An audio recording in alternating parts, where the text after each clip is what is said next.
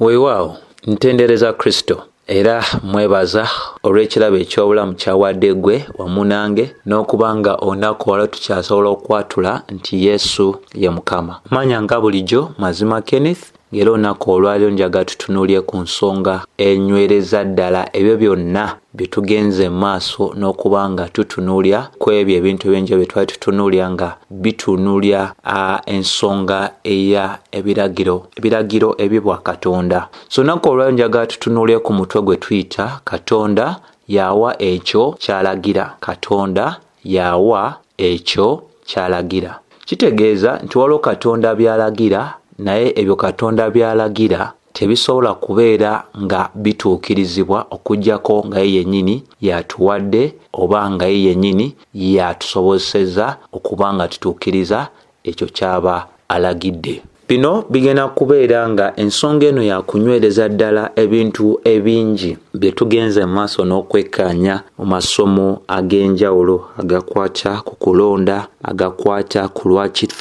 lwaki tukkiriza ate abalala ne batakkiriza, obukulu bwa Katonda mu bulokozi, mu kuwonya, mu kusalawo kwe, n'ebintu eby'enjawulo ennyo bye tugenze mu maaso n'okuba nga tutunuulira. So ku mulundi ogwaleero kikulu nnyo ne tubeera nga tutegeerera ddala nti waliwo omwami omu eyali ayitibwa Augusto, ng'era ono yaliwo mu kyasa ekyokusatu oluvannyuma lw'okuba nga abatume baali tebakyali balamu. Eyagenda mu maaso n'okwetegereza ensonga ekwata ku kye tuyita omuntu. Ono Augusto yagenda mu maaso n'okutunuulira era n'akkiriza ebyo bye yagenda mu maaso n'okulaba mu byawandiikibwa, n'akkiriziganya n'ensomesa eya Mukama waffe Yesu Kristo wamu n'abatume ku nsonga y'obunafu obw'abaana ab'abantu. Newankubadde Augusto ono teyali mutuufu ku buli nsonga yonna gye yasomesa era n'ebyo bye yakkiriza ng'omuntu yenna omulala, naye tusobola okugamba nti bwe kituuka ku nsonga ey'obulokozi, Augusto ensonga ey'obulokozi yategeerera ddala ensibuko yaayo era n'abeezaawo abo baba alokodde nti kituufu omuntu munafu era talina busobozi bwonna busobola kuba nga yeerokola newankubadde okweteekateeka okuba nga afuna obulokozi, kubanga abantu ffenna twafiira mu kibi ekya Adamu. Ffenna twagenda mu maaso n'okwonoonebwa okuyita mu kwonoona okwa Adamu. N'olw'ensonga eyo, ebimu ku bintu ebijjukirwa ku ebyo Augusto bye yagenda mu maaso n'okuba ng'awandiika, waliwo ebigambo ebiggyibwayo mu ssaala gye yagenda mu maaso n'okuba nga akola bwe yali amaze okuba nga yeetegereza bulungi nti omuntu oba abaana b'abantu tebaayinako busobozi bwonna butuukiriza Katonda ekyo kyaba alagidde okubeera nga batuukiriza mu maanyi gaabwe. Era mu ebyo ebyawandiikibwa ku ssaala ye gye yakola mwe mwali ebigambo bino ebisobola okuba nga byenjagala okuba nga kwenzimbira ebintu ebyenjawulo byenjagala okuba nga nyinyonnyola. Bwe yali akola essaala yagamba, Mukama, lagira ekyo ky'oyagala era gaba ekyo ky'olagira. Lagira ekyo ky'oyagala era gaba ekyo ky'olagidde. Bwe yakola essaala nga mulimu ebigambo eby'engeri ng'eyo, mu biro bye byalimu yafuna okuwakanyizibwa kwa maanyi nnyo omusajja omu eyali ayitibwa Pelagius, eyagendera ddala maaso n'ogamba nti yali takkiriziganya n'essaala eya Augusto, ng'agamba nti essaala eya Augusto yali eragira ddala nti omuntu talina kantu konna k'asobola kuba nga yeekolera mu maaso ga Katonda. Omuntu talina kyalekeddwa mu nsonga ey'okubaako kyakola ku nsonga ey'okuba nga ayingira mu nkolagana ne Katonda. Eyo ye yali ensonga yennyini Augusto gye yali asongerako ddala bwe yali amaze okuba nga ategeera embeera ey'obulamu obw'omwoyo obwabo bonna abava mu Adamu. Nti essaala ye yasonga nga eraga nti ebitonde tebyayina busobozi bwonna obw'empisa olw'omutawaana ogw'ekibi ekya Adamu, nti kubanga ekibi kya Adamu kyali kyakosa buli kitundu kyonna eky'abaana b'abantu, abantu n'okusalawo kwabwe kwali kwamalibwamu ddala oba okusalawo kwabwe kwamalwamu amaanyi. Ekitegeeza nti buli kyonna omuntu kyasalawo okuba nga alonda kyali tekyawukana ku kikula kye eky'obwonoonyi. Nti newankubadde twatondebwa nga tusobola okubeera nga tusalawo, naye okusalawo kwaffe tekulina ddembe, si kwa ddembe. Lwaki? Titusalawo naye omuntu yenna akyali wabweru wa Kristo Yesu, okusalawo kwe kutambulira ku mbeera ey'ekikula kye eky'obwonoonyi. Era ebyawandiikibwa nga Baluumi essuula ey'okutaano olunyiriri olw'12 byemu ku byawandiikibwa ebinywereza ddala obulamu obw'abantu bonna. Nti n'olw'ensonga eyo, ng'ekibi bwe kyajja mu nsi okuyita mu muntu omu, era n'okufa okuyita mu kwonoona, okufa kwasaasaanira abantu bonna kubanga bonna baayonoona. Nti twonoona kubanga ekikula kyaffe kya bwonoonyi, tufa kubanga ffe ffenna twayonoona. Era kusingako ku ebyo tusobola n'okuba nga tutunuulira ebigambo ebyayogerwa Dawudi mu Zabbuli eya 5 olunyiriri olw'okutaano. Ebigambo ebyo bikulu nnyo nnyini ku nsonga eno gye twogerako. Dawudi awandiika ng'agamba, laba nze naleetebwa nazaalibwa mu kwonoona, era mu kibi maama wange mwe yanfunira. Kati so ekyo kikulu kyategeera. Bwe tuba tetukomyawo, tusobola era okweyambisa ebigambo ebya Baluumi essuula ey'okusatu olunyiriri olw'9 nga bwe tukkirira wansi. Bayibuli etugamba nti kaakati ki ffe Abayudaaya tulina enjawulo yonna ey'amaanyi? Nti nedda, tewali wadde, kubanga naffe tulamulwa nti abo bonna Abayudaaya ne bannamawanga bonna bali wansi w'okwonoona, nga bwe kyawandiikibwa nti tewaliwo mutuukirivu ate era tewaliwo muntu yenna, tewaliwo ategeera era tewaliwo oyo yenna anoonya Katonda. Bonna bakyuse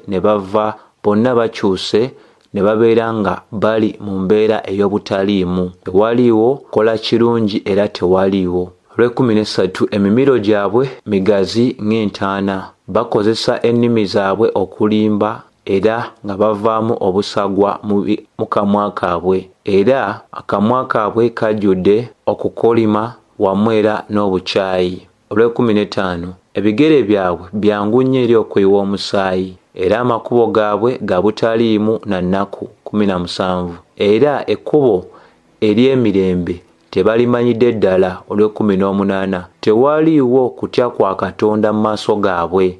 Olw'19 Bayibuli etulaga nti kaakano tumanyidde ddala nti ebyo byonna amateeka bye googera eri abo bali wansi w'amateeka. Olwo buli kamwa konna kasirisibwe era n'ensi yonna ereetebwe okuwembalya mu maaso ga Katonda. Olw'20 nti olw'ebikolwa eby'amateeka tewaliwo omuntu yenna asobola ssaanyizibwa mu maaso ge, kubanga okuyita mu mateeka tufuna okumanya okw'ekibi. Olw'21 kaakano obutuukirivu bwa Katonda bulabisiddwa awatali mateeka, newankubadde amateeka ne bannabbi bijulira. Olw'22 nti obutuukirivu bwa Katonda okuyita mu kukkiriza Yesu Kristo eri abo bonna abakkiriza awataliwo okwawula. Olw'23 bonna boonoonye era bonna ne bagwa obutatuuka ku kitiibwa kya Katonda. So ennyiriri ezo zonna zinywereza ddala obukulu obw'ensonga nti omwonoonyi talina busobozi bwonna busobola muleeta mu nkolagana ne Katonda okuba nga taliiko musango oba okumuleeta okwagala ebintu eby'ebwa Katonda. Nti Katonda olw'ekisa kye n'obusaasizi bwe y'alina okubeera nga ayamba. Bw'aba nga tayambye, ffe ffenna twandibadde bakuzikirira. Nti omulokozi waffe Yesu bw'aba tatunaazizza okuva mu bibi byaffe, ffe ffenna tuli bakufa. Tufuna empeera ey'ekibi, era empeera ey'ekibi si kirala kye tuyita okufa, kubanga ffe ffenna kye tuba tugwanira nga Baluumi 6:23. N'olw'ensonga eyo kikulu ffe okuba nga tutegeera mikwano nti omuntu yenna azaalibwa mu nsi si nti mulwadde, naye omuntu yafiira mu bibi bye n'okwonoona kwe. Emikono gye gyasibwa era tasobola kwanukula eri Katonda n'eri ebintu ebya Katonda. Baluumi 8:7 etulaga nti omuntu yenna ow'endowooza ey'omubiri ayina obukyayi eri Katonda n'ebintu bya Katonda. Ensonga y'emu enywezebwa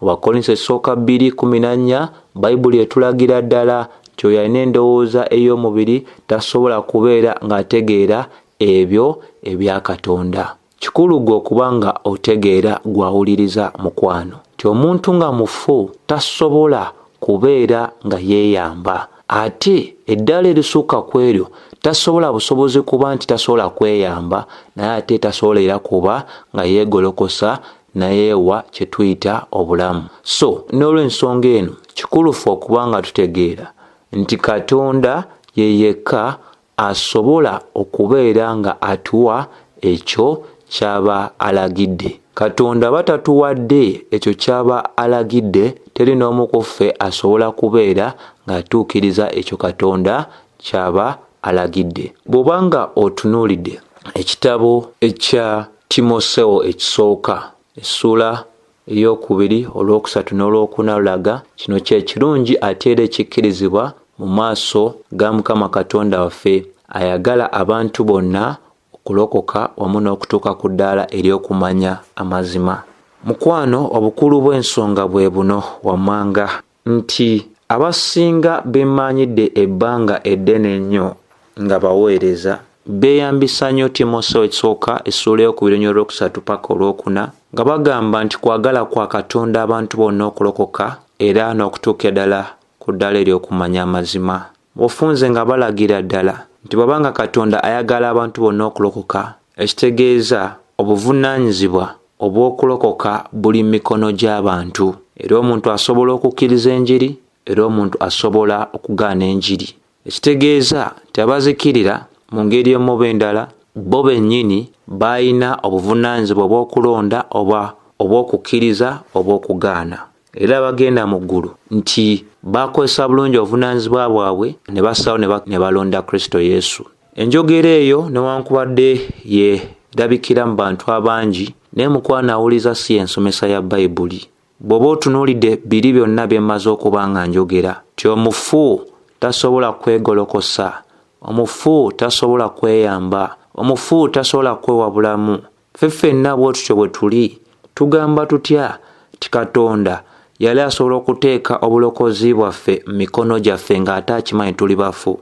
Bayibuli egenda mu maaso n'etwanukula mu kuba nti abantu tebasoma ebyawandiikibwa mu bulambulukufu bwabyo obw'ensonga. Y'ensonga lwaki omuntu bw'aba tategedde obubaka buvaawa bulagawa, ye n'atunuulira olunyiri lumu oba ennyiriri bbiri, amaliriza nga ye azimbye ekyo kyagenda mu maaso n'okukkiriza. Naye kikulu oba osazeewo n'osoma ebbaluwa esooka, somera ddala otuuke ne mu bbaluwa ey'okubiri nga wekkaanyiza ddala obubaka gye buviira ddala ne gye bugwera. Kuba bw'otunula mu bbaluwa emaliriza ebyo Pawulo byagenda mu maaso n'okuba ng'anywereza ddala oviira ddala eri mu kitabo ekisookera ddala ekya Timoseewo. Bwe tutunuulira Timoseewo ekyokubiri 2:24 paka 25, Bayibuli etulaga nti omuddu wa Katonda tagwanidde kubeera nga muyombi oba nga muwakanyi, wabula agwanidde okubeera nga mukkakkamu eri buli muntu yenna ng'asomesa n'obugumiikiriza, ng'agumira embeera etali nnungi, ng'abuulirira n'obwowembeefu abawakanyi. Mpozzi oba Katonda alibawa okwenenya. Akagambo ako kawulidde, mpozzi Katonda alibawa okwenenya. Ye n'ensonga gye tubadde tuli okwogerako nti Katonda yawa ekyo kyalagira. Agamba nti ayagala abantu bonna okulokoka n'okutuuka ku ddaala ery'okumanya amazima.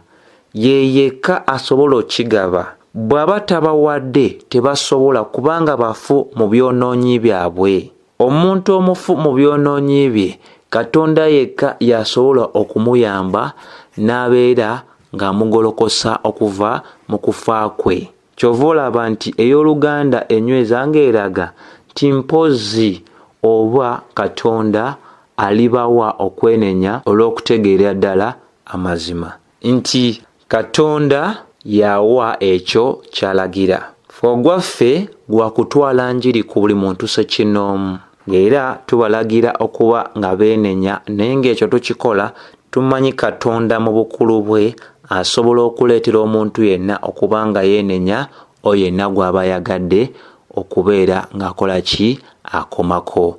So tukirabye bulungi Timoseewo ebbaluwa ey'okubiri onyo 2:4 paka 2:5 lutulagira ddala ti Katonda yasalawo ekisemberayo ddala. Katonda yasobola okugaba okwenenya, yagaba okukkiriza, yakyusa emitima egy'amayinja n'ateekamu emitima egy'ennyama, ate yasobola okuyamba abantu ne batuuka ku ddaala ery'okumanya amazima. Ebyo nga bikyali awo, kikulu ne twejjukanya nti Befeso eyogera etya mu ssuula ey'okubiri. Befeso essuula ey'okubiri enywereza ddala ensonga eno gye njogeddeko ey'okuba oba Bayibuli gyetulaza nti Katonda yawa okwenenya, eraga nti era nammwe yabazuukiza bwe mwali nga mufiiridde mu byonoono n'ebibi byammwe bye mwatambulirangamu edda, nga emirembe egy'ensi eno bwe giri, mugoberera omukulu ow'obuyinza obwo obw'omu bbanga, omwoyo ogukolera kaakano mu baana abatawulira. Olwokusatu, era naffe ffenna bwe twatambulirangamu edda mu kwegomba okw'omubiri gwaffe, nga tukolanga omubiri n'ebirowoozo bye byagala, ne tubeeranga olw'obuzalwana abaana ab'obusungu nga abalala. Laba olwokuna. Naye Katonda kubanga ye mugagga ow'ekisa, olw'okwagala kwe okungi kwe yatwagala ffe, era ffe bwe twali nga tufiiridde mu byonoono byaffe, yatufuula abalamu wamu ne Kristo. Mwalokoka lwa kisa. So muganda wange, ensonga zino simanyi lwaki abamu bazitabulwamu, abamu nga mu njogera ya bulijjo ne balinnya obumeeza nga bagamba sha kati abantu mwagala otegeeza abantu nti mumbeeremu oba endala nti omuntu si yalonda Kristo Yesu. Edda osobola okyogera bw'otyo ne Bayibuli teyinaawo eragira ddala n'omuntu yalonda Kristo, kubanga ffenna tumanyi ddala Yokaana 15:16 egamba nti si mmwe abannonda, nze nabalonda. Era tumanyi ddala Matayo 22:14 egamba nti bangi bayitiddwa naye abalonde batono. So teri n'omu ku ffe alonda Kristo, Kristo yatulonda. So nkola essomo lino okukakasa obukakasi ti Katonda yekka yawa ekyo ky'abalagidde. Obulokozi tebuli mu mikono gyaffe, buli mikono gye. Era okubeera nga nywereza ddala kino kyendi ogenda mu maaso n'okuba nga njogera, njagala neeyambise n'ekyawandiikibwa ekiri mu Yokaana essuula eyo ey'omukaaga olunyiriri 44 lugamba lutya, bwelutyo lulaga nti tewali ayinza kujja gye ndi Kitange eyantuma bw'atamwalula. Tetuyina busobozi bwereeta eri Kristo okujjako nga Kitaawe wa Mukama waffe Yesu Kristo nga yatuwaludde. Tewaliwo busobozi Bayibuli bwetusongako. Omuntu omufu gwe genda yonna abafu gye baaziikibwa, obakoole obagambe nti mugolokoke, omu ku mmwe asooka okwanukula nkwadde amaka bwe gakiyinza okuba kyali kirooto kyo, bankwadde ekyo ne kino kyali kirooto kyo, ojja bayita kubanga amannya gawe gawandiikibwako ku ntaana zaabwe, tolina omu ajja golokoka. Ekyo nkikozesa mu ngeri ey'okusaaga kubanga nkimanyi mu ngeri ya bulijjo era tekikola tekisobokera ddala. Kiringa nga bw'onaatwala omuzibe mu kifo mwe basiigira ebifaananyi n'omugamba alonde ekifaananyi ky'asinga okwagala. Osuubira otya omuzibe okulonda ekifaananyi ky'asinga okwagala nga muzibe, ng'omugamba nno singa olonda ekifaananyi ky'osinga okwagala olwo naakisasula? Ojja kubeera ng'omwadde ekigezo nga kya bwereere. kati omuntu omufu mu bibi bye n'ebyonoono bye asobola atya okulonda Kristo Yesu? Bwe tugamba nti Katonda yawa ekyo kyalagira, tutegeeza nti n'okwagala kwe tulina eri Katonda yakuteeka mu ffe. Yokaana ekisooka essuula ey'okuna olunyiriri lw'ekumi lugamba tumwagala kubanga yasooka otwagala. Ebigambo ebyo tebikoma. Mukama waffe Yesu Kristo anyweza mu Yokaana 6:37 agamba buli kitange gwe yampa alijja gye ndi. Ekitegeeza oyo kitaawe gw'ataamuwa tasobola kujja gy'ali. Abajja gy'ali beebo kitaawe byamuwa. Gwe bwe batewaweebwa oba nga tebaakuwa eri Kristo tosobola kwereeta. Agamba nti twenenye yagaba okwenenya. Agamba nti tulokoke yagaba obulokozi. Kristo bw'alaga nti buli kitange gwe yampa alijja. Abamu bajja mu biro bye, abalala baakujja ebiro bino byonna byonna ng'ensi ekyaliwo. Naye buli yenna gwe tuwulira nti yalokoka nga omuntu oyo yaleka amakubo ge amakadde ag'edda ge yatambulirangamu ng'atambulira mu mbeera ey'okwesa Katonda ekitiibwa, kikugwanidde kubanga otegeera nti oyo yajja kubanga kitaawe wa Mukama waffe Yesu Kristo yali yamuwadda Kristo Yesu. So bikulu bya kutegeera era Mukama waffe anywereza ddala mu Yokaana 6:3 bwe yayogera ebigambo bino, omwoyo guleeta obulamu, omubiri teguliiko kye gugasa. Ebigambo bye mbagambye gwe mwoyo bwe bulamu. Mu maanyi gaffe tetusobola kwerokola, tetusobola kwereeta eri Katonda paka omwoyo wa Katonda bwakola ekyamagero mu bulamu bwaffe. Olw'enkagamwenya naye waliwo abalala mu mmwe abatakkiriza kubanga Yesu yamanya okuva lubereberye abatakkiriza bwe baali era n'agenda okumulyamu olukwe bw'ali. Olwa 65 lugamba kyenvudde nabagamba nti tewali asobola kujja gye ndi bwa takiweebwa kitange. Ffe ffenna abajja kubanga kyatuweebwa. Teri n'omu ku ffe asobola kwenyumiriza. Kyatuweebwa buweebwi. Bwe kibeera nga kyatuweebwa buweebwi lwero oluganda mukwano. Buli kantu konna ke tuyina. Bakolinso ekisooka essuula ey'okunoonyerwa omusanvu gamba nti kiki kye tuyina kye tutaafuna okuva eri Katonda? Kyonna kye tuyina twakiweebwa buweebwi. Naye ensonga esingira ddala obukulu ey'obulokozi bwaffe y'ensonga lwaki gye ntunuulidde nti bw'alagira nti alagira abantu bonna okwenenya kuva eri ye.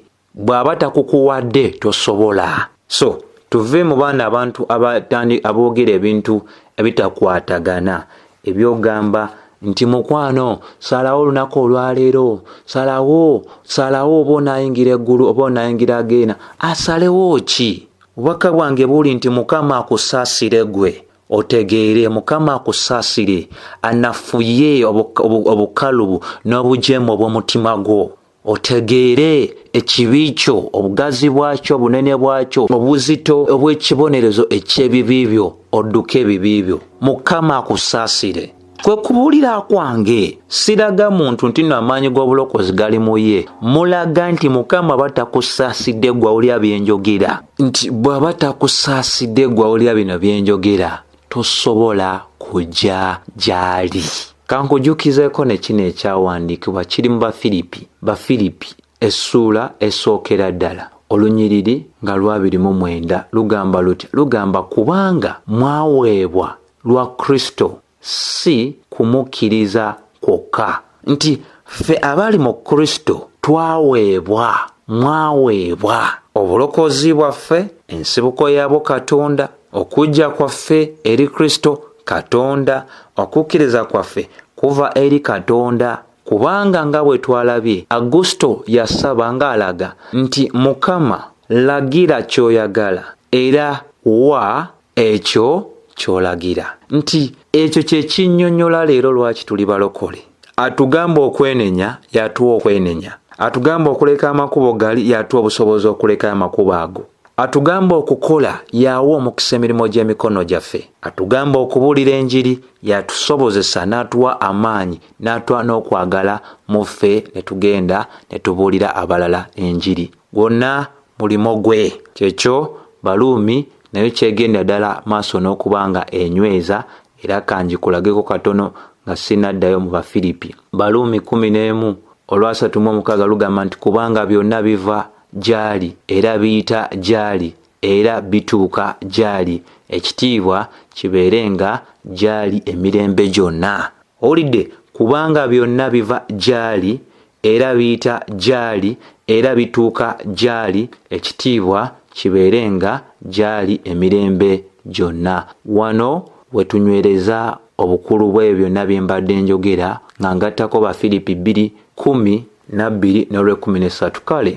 Kale abaagalwa bange, nga bwe mwawuliranga ennaku zonna, si nga nze lwe mbeerawo lwokka, naye kaakano okusinga ennyo nga siriyo, mutuukirizenga obulokozi bwammwe bwennyini n'okuyita n'okukakkana. Kati okukola luno Oluganda luyinza okuba nga si lulungi nnyo, naye bweyogera nti tugwanidde okulabisa obulokozi bwaffe mu kukankana ne mu kutya Katonda, ekitegeeza nti obulokozi bwe tugwanidde okuba nga tulabisa, obulokozi buno bulina ensibuko yaabwo, era obulokozi buno bulina abukoze mu ffe. Abukoze mu ffe atugamba tubulabise mu kutya okw'amaanyi n'okukakkana. Naye abasinga bakoma ku lw'12 ate olw'13 lujja ne lwogera bino wammanga, kubanga Katonda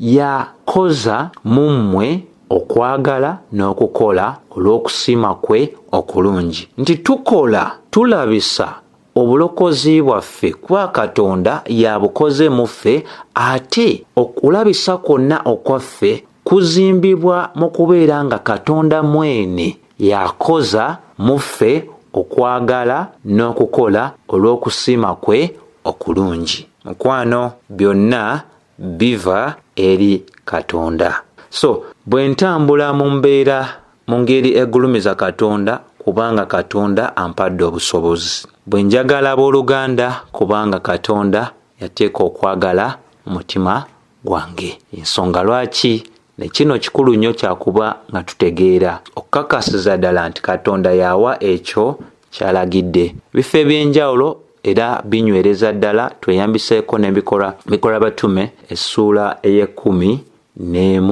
Butunula essuula ey'ekumi bweti bwenyweza eraga abantu abatume n'abooluganda abaali mu Buyudaaya ne bawulira nga bannaggwanga nabo bakkiriza ekigambo kya Katonda. Awo Peetero bwe yayambuka e Yerusaalemi, bali abakomole ne bawakana naye nga bagamba nti wagenda mu bantu abatali bakomole n'olya nabo. Olwokuna naye Peetero n'atuula n'abannyonnyola kinakimu nga bagamba nti, kati abagamba ki? Ebyo bye yabannyonnyola ebyatuukawo bwe yali agenze mu nnyumba eya Koloneeriyo, bwe baamala obbiwulya ng'amaze obbitebya bulungi. Bayibuli etulaga mu Lw'18 mu ssuula 11 ey'ebikolwa nti bwe baawulira ebyo ne basirika ne bagulumiza Katonda nga bagamba nti kale Katonda awadde nabo ab'amawanga okwenenya okutuuka ku bulamu. Nti mu kino kye baali bategeeza kye kino nti nga Katonda we yali awadde bo Abayudaaya okwenenya okutuuka ku bulamu, y'engeri y'emu gye yagenda maaso n'okubeera nga akola eri bannaggwanga, nti nabo yabawa okwenenya okutuuka ku bulamu obutaggwaawo. Ekitegeeza nti singa Katonda teyawa Bayudaaya kwenenya, tebaalyenenyeza. Singa teyawa bannaggwanga kwenenya, nabo tebaalikoze ki? Tebaalisobodde kwenenya. Nti leero kye tulaba ng'okwenenya, kye tulanga abantu beenenya ne baleka amakubo amakadde ne bakkiriza enjiri, beenenya kubanga kibaweereddwa Katonda nga bwe kyaweebwa bali abaatusooka okutambula ne Mukama waffe Yesu Kristo.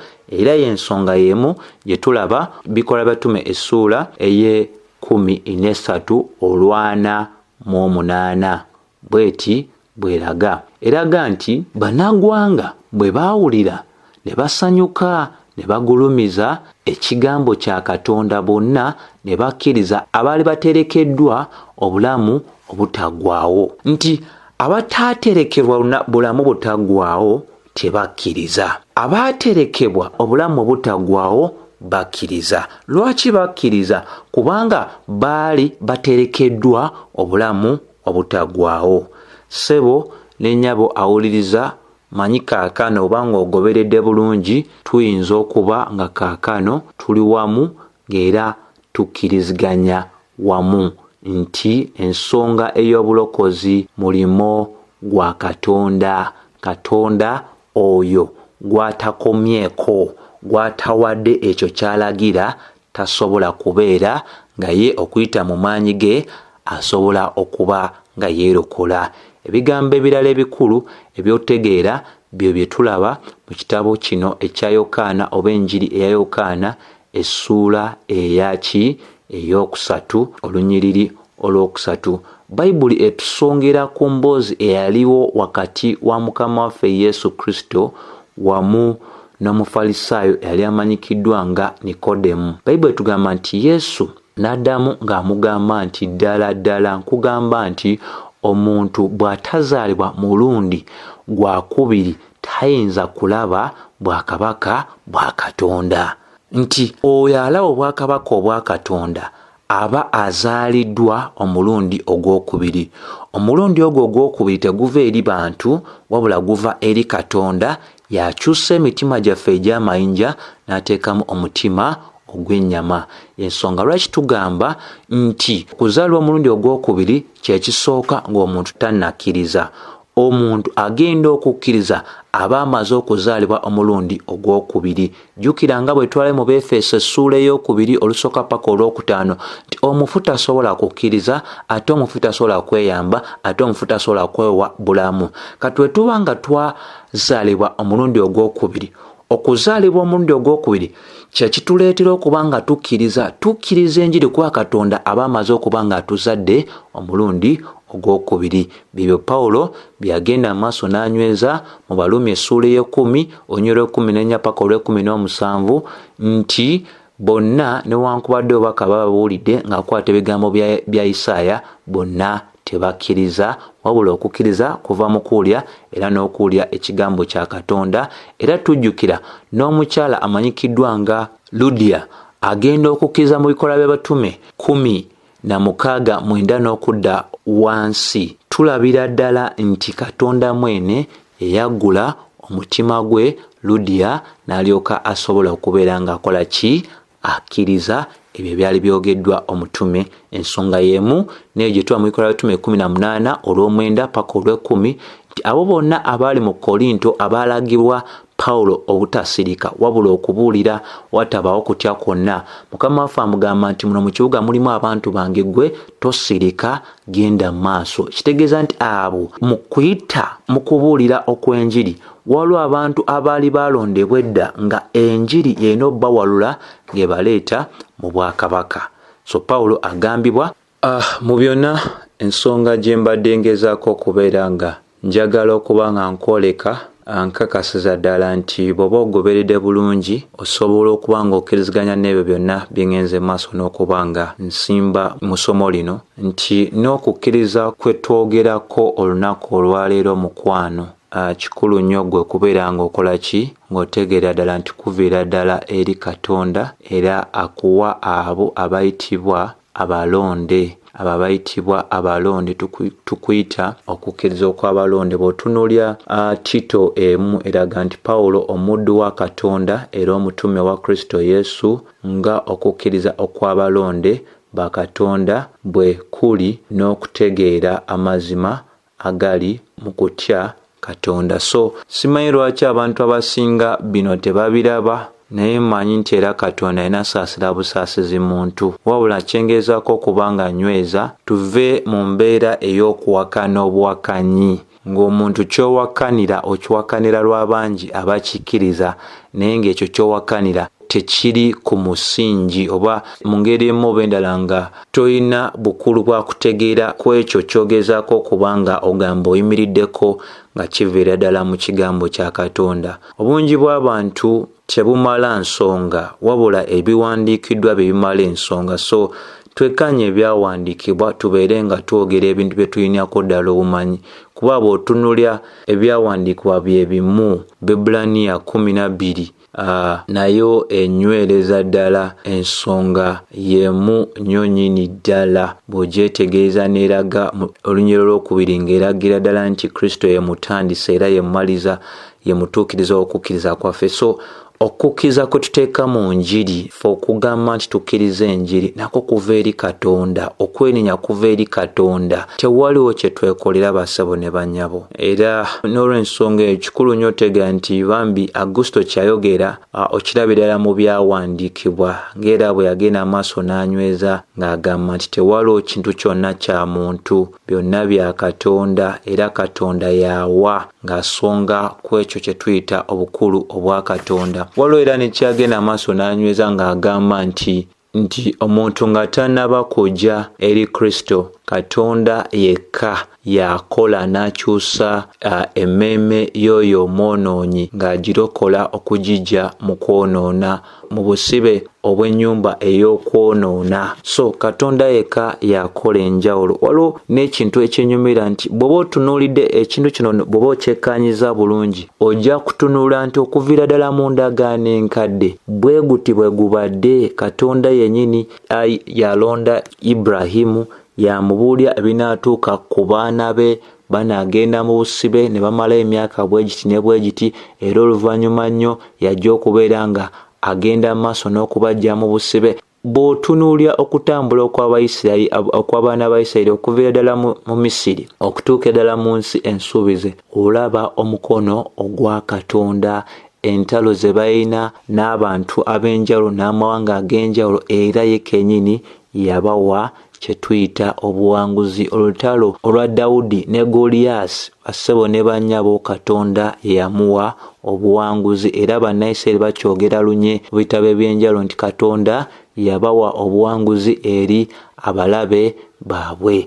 N'olunaku olwaleero bino bizibu by'abantu kukkiriza, simanyi kiki oba bulimba bwe bagenze mu maaso n'okuba nga bagondera nnyo okusinga ebyawandiikibwa. Bayibuli esonga ne ku kabaka Cyrus mu Isaaya 44 Katonda bwe yamwogerako nga tannaba na kuzaalibwa nti alonze Cyrus okuba omusumba we, era ekibuga ekyali kigudde Yerusaalemi ajja kukozesa Cyrus okuba nga kizimbibwa. Nkukakasiza ddala bw'osoma Ekyoby'omirembe essuula ya 36 era ne mu biro ebya Yeremiya byayogerwa ebintu bye bimu.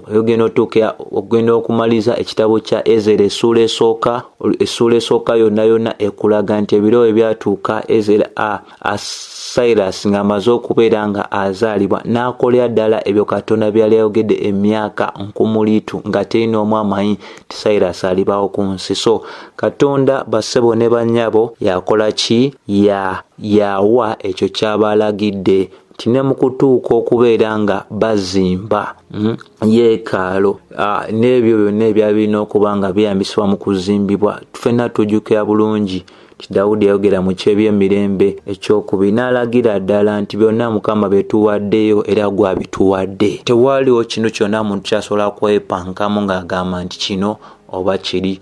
Omulimu gwonna gukolebwa Katonda. So mukwano kansubire bino binaakuyamba ku ebyo byonna ebirala bye tugenze maaso n'okuba nga tutunuulya. Y'ensonga lwaki bwe twogera ekisa kya Katonda twogera nga bwe tuba twogedde nti Katonda bw'aba nga si yayambye teri n'omu ku ffe asobola kweyamba, teri n'omu ku ffe asobola kukola ekyo kisanyusa Katonda. Mazima ddala obulokozi butuweebwa olw'ekisa kya Katonda. Tetulina mulimu gwonna gwe twekolera, yatuyamba buyambi. Singa teyatuyamba ffenna twalibadde nga tuzikirya. So bawulira abaana abamu nga bagamba ate alonda ate abalala ate n'abayitako, ye Katonda gwe toli Katonda. Bw'atyo bwe yasalawo embuzi eyawukana ku ndiga, ate era endiga eyawukana ku mbuzi, n'embizi mbizi, n'enneeyisa yaayo ya mbizi, n'entente n'ebisigadde. So byonna yabitonda nga bw'abyagala, ate ye mubumbi asobola okukola kyonna ky'ayagala okuba ng'akola